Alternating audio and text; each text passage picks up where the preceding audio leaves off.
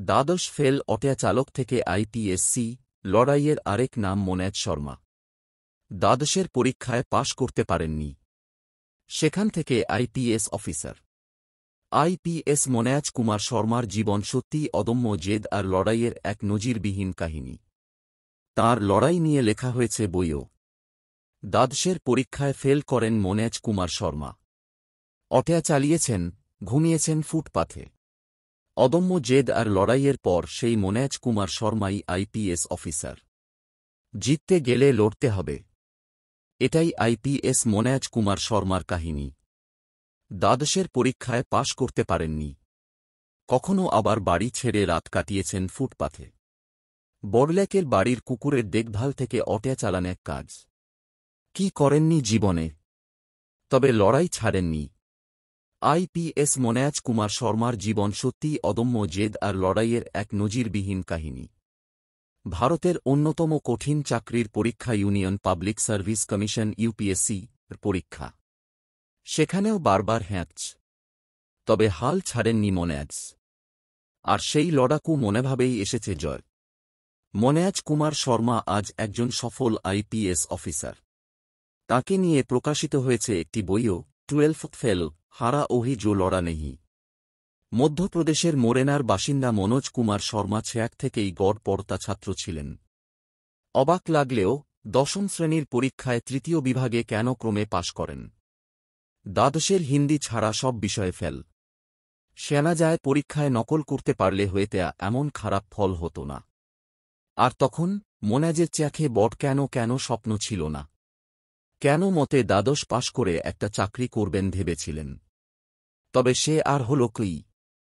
ভাইয়ের সঙ্গে এরপর অটোয়া চালাতে শুরু করেন মোনাজ। জীবনের চাকা ঘুরিয়ে দিল অটোয়া। একবার পুলিশ মোনাজ শর্মার অটোয়াটি আটক করে। অটোয়া ছাড়াতে মহকুমা শাসকের অফিসে যান মোনাজ। তাঁর আশা ছিল মহকুমা শাসকই পারবেন সাহায্য করতে। বিশেষত যে মহকুমা শাসকের নির্দেশে পরীক্ষায় নকল করা বন্ধ হতে পারে, তিনি যে যথেষ্ট ক্ষমতাশালী সে ধারণা ছিল মোনাজের। তবে মহকুমা শাসকের কাছে গিয়ে আর অটোয়া ছাড়ানো নিয়ে কথা হয়নি, বরং ওই সাক্ষাৎই বদলে দেয় মোনাজের জীবনের গতিপথ।